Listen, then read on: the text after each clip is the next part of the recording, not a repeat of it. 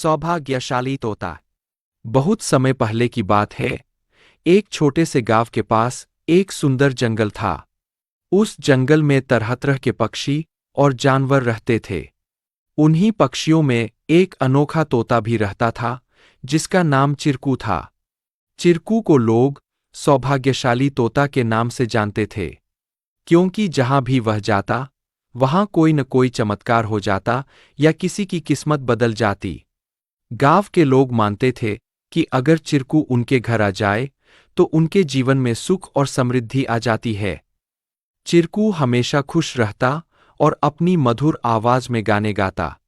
लोग उसे फल और अनाज खिलाते और उसकी भलाई की कामना करते थे। चिरकू भी गांव के लोगों से बहुत प्यार करता था और जहां भी जाता, खुशियां बांटता। एक दिन गांव में एक गरीब किसान, जिसका नाम रघु था, बहुत परेशान था। उसकी फसलें बर्बाद हो गई थीं और उसके पास खाने को भी कुछ नहीं था। वह दिन-रात मेहनत करता, लेकिन किस्मत उसका साथ नहीं दे रही थी। एक दिन रघु ने गांव के लोगों से चिरकू के बारे में सुना और सोचा कि शायद यह सौभाग्यशाली तोता उसकी भी मदद कर सकता है।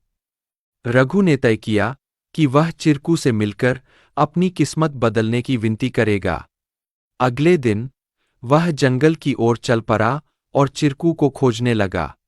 बहुत ढूंढने के बाद उसे चिरकू एक पेड़ की डाल पर बैठे हुए मिला। रघु ने बड़े ही आदर के साथ कहा।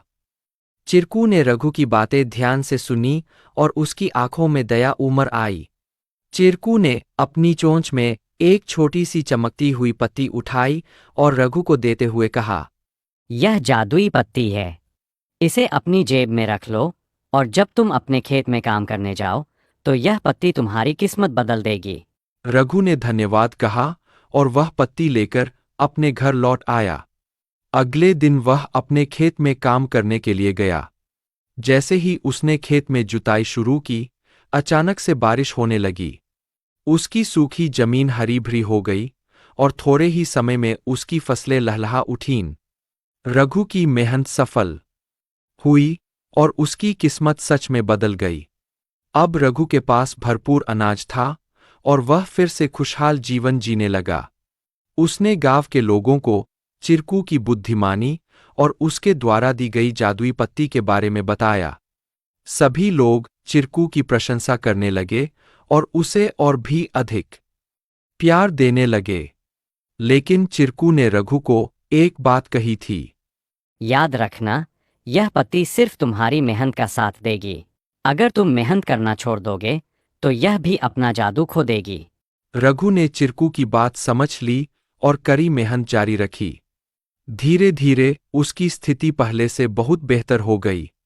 वह गांव के सबसे सफल किसानों में से एक बन गया, लेकिन उसने कभी यह नहीं भूला कि उसकी सफलता में चिरकू और उसकी मेहनत का कितना बड़ा हाथ था।